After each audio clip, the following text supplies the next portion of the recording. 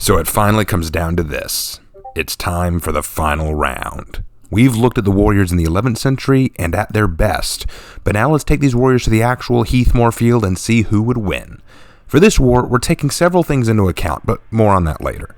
This final round is all about canon and historical context as well. We'll be looking at what the For Honor warriors have access to in the world of For Honor, but also as it would historically be portrayed. For example, because guns are not in For Honor, the samurai will not have them for this. But we're going to treat the metal armor of the knights as it should be. In game, we see weapons puncture the armor easily because that's how game balancing works. But for this, the armor will be treated as it would in real life.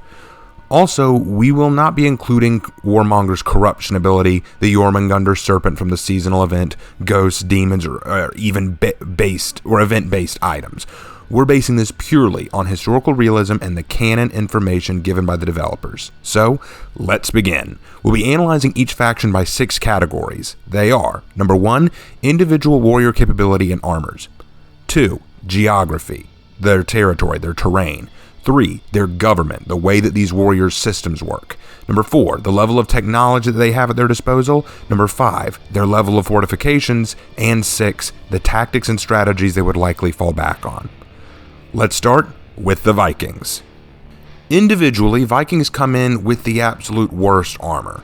Yes, even if we apply metal armor to the Vikings, they wear little to nothing. This includes Raider, Berserker, Jormungandr, and Shaman. They have the advantage of heavy-hitting weaponry like the Claymore, the Hamar, and the Danax, and they also come in with brute size and tenacity, but that's about where the personal advantages end. Even with their metal armor, it's not all-encompassing. The ones with the best armor would probably be the ones like Highlander and Warlord. They have a degree of naval strength, as we see them leading a fleet of longboats to attack the Mire in the story, but we can't even argue this is exclusive to them, as we have a map dedicated to a night port. Geography-wise, it gets even worse. Valkenheim is almost inhospitable. The bitter cold and lack of resources is a death sentence. While in the story mode they established that they were somehow able to store grain, notice how destroying just one grain storage ruined the people of Valkenheim. It sent them into a famine. This place houses their seed grain. There will be no new harvest. By winter, they will be killing each other over what little food is left. If they only have one place to store food, then they're already at a huge disadvantage. Their resources would have to be dedicated to survival. This ties into their tactics. Viking tactics in this case would be brutal and hostile charges through invasive force. As winter draws closer, these actions will become even more desperate as they fight to take provisions and land from their neighbors and then hold that territory, praying the enemy doesn't use scorched earth tactics to hold them back. The biggest advantage the Vikings have is numbers, but even that can become a disadvantage as more men and women to fight means more mouths to feed, meaning you're still wasting provisions, and as established, their territory doesn't provide much of it. And then when you analyze their government, it just doesn't get any better. The Vikings are broken into different tribes and clans, and that can easily be provoked into wars with each other.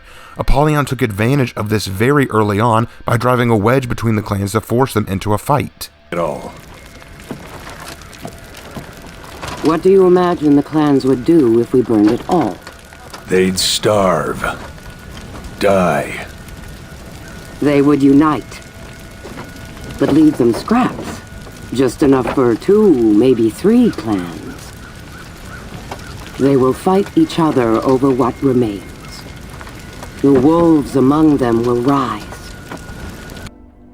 To unify their clans, they need some kind of High King, which would require an internal struggle, which they simply can't afford. In terms of technology, it's also not really the Vikings' thing. Holden Cross said it best in game. The Vikings had numbers. We had technology. This implies the Vikings lack the tech that the Knights do. Plus, their numbers are their greatest weakness, because they might be swinging more swords, but they have more mouths to feed. And I pointed this out before, but it needs to be stressed. If you have to end your war quickly if you have that many mouths to feed, and if you don't have the technology to outlast your enemies, that makes it more difficult. They do have decent fortifications, but again, the land is inhospitable.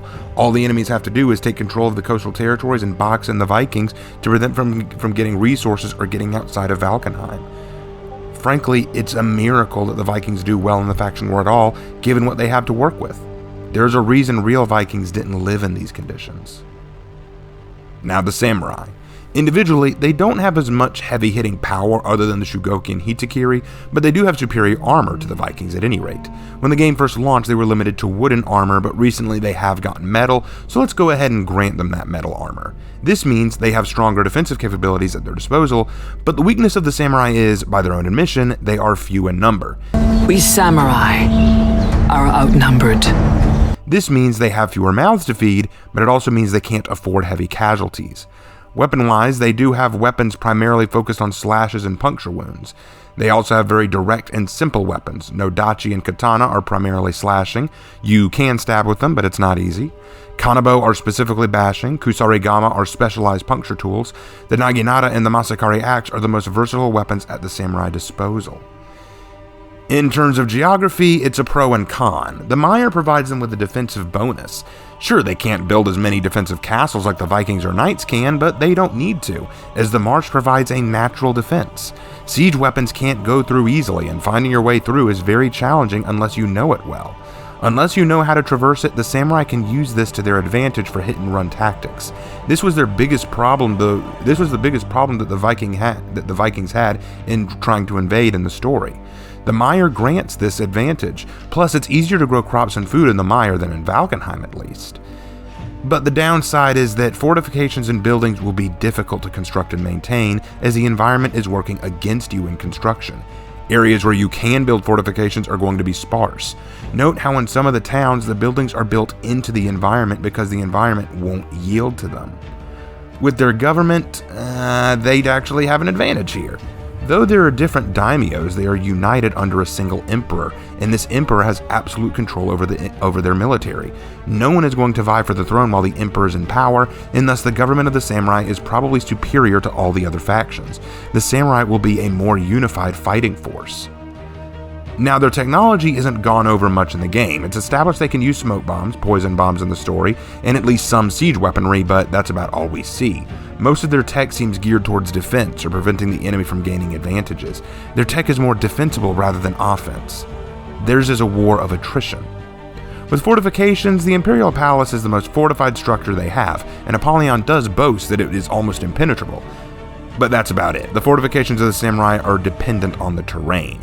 The reason the Imperial Palace is so difficult to overcome is because of the bridge just to get to it, first of all, and because it's the center point of government for the samurai. If it falls, the samurai are leaderless. They need to protect it. We don't get a good idea of the rest of the samurai fortifications to establish if their forts are substantial or not. We just don't see enough of their forts. And even the few fortifications that we do see don't seem that impressive to me. Some are, like the Beachhead map is decent enough, but then we also have places like the Marketplace and such, which are barely forts at all. In terms of tactics, the samurai are going to want to maintain a defensive game. They'll use their environment to its full advantage and allow their enemies to come to them, using hit-and-run tactics, taking full advantage of their arsenal of defensive technology.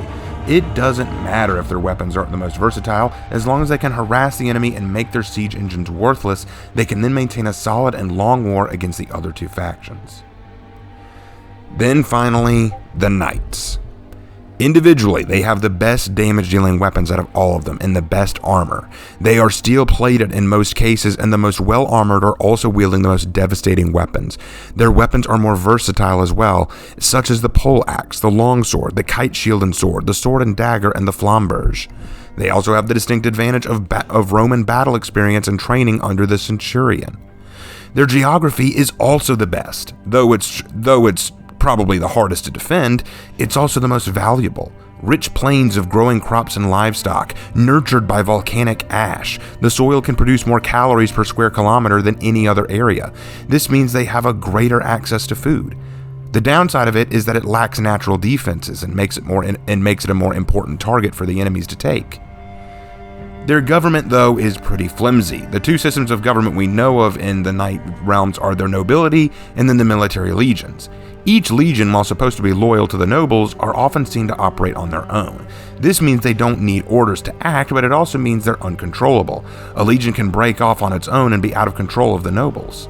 However, they do seem to have a sense of meritocracy, which means they're going to choose leaders based on deeds and actions, unlike the samurai, who traditionally would choose leaders by hereditary rule. Plus, with centurions in the game, there will be organized units and squads that would mean a more solid and organized military strength. In the game, they established that the centurions were leaders. They were leaders of men. They rallied men to their side. Their might inspired generations of soldiers. Their confidence radiates out to all those who follow them. The knights will have the best technology. Superior siege technology and gunpowder specs with many variations of bombs as seen by the Lawbringer, as well as superior armor and weapons crafting. The knights are boasting not only trebuchets, but handheld black powder bombs and concussion bombs used to disorient the enemy, as well as crossbows, weapons that are considered superior to the simple bow and arrow. They have technology for days. And finally, the fortifications. Solid stonemason castles and fortifications, the knights have proven able to preserve and maintain long-lasting castles and forts. Plus, there are multiple castles scattered throughout Ashfeld. This works to their advantage, as any castle that is attacked will take time to siege, which buys time for reinforcements to show up from another castle. And, if a castle should be lost, they can retreat to another castle nearby, and then come back later with the pre-mentioned technology and some reinforcements to retake that castle. Any ground taken by an enemy faction would easily be taken back by the knights once they rally. The tactics of the knights will actually be pretty flexible. With independent legions working in unison with each other and able to move freely, they can divide up their military strength and move it to locations as needed, and force enemies away from key locations while also pressing an attack. With powerful siege tech, they can lay waste to most fortifications in their way, so for them it would be a slow but sure victory march against the enemy. My final verdict is this. The knights have the definite edge. Their technology and fortifications are superior. They have access to the richest land and food supply, and their individual armor and weapon systems are the best. While their government is not as solid and unified as the samurai, they make up for this through their iron will and tenacity, as well as a shared sense of duty in maintaining control of Ashfeld. The war will likely go this way, if I was a gambling man. The Vikings would be the first to fall come winter, because they try to invade into enemy land, preferably the knights, and struggle to take and hold land since the knights, even if they lose a castle, can return later with reinforcements and take it back. If they try to take the mire, the natural defenses would slow them down, and their lack of solid armor would be their downfall.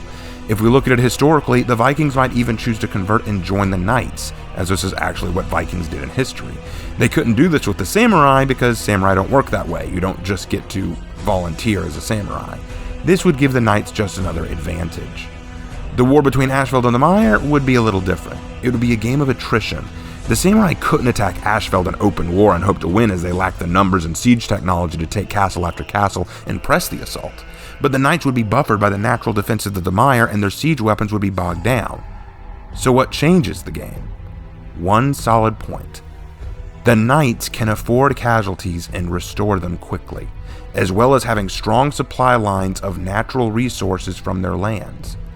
The samurai can't. The only hope the samurai really have is if the Mire's natural defenses can destroy the knights as they move further into their territory. But this might not even happen, as the knights would likely just use skirmish battle tactics, draining the samurai of resources, men, and land, bit by bit, until the samurai either capitulate or die. Frankly, when it comes to wars of attrition, the knights have always shown they know how to survive in the long haul. So, in conclusion, if the faction war were historically sound, using the terrain, environment, technology, tactics, and government and geography provided, it seems to me that most of the advantages go to the knight faction. The knights take the edge in the faction war.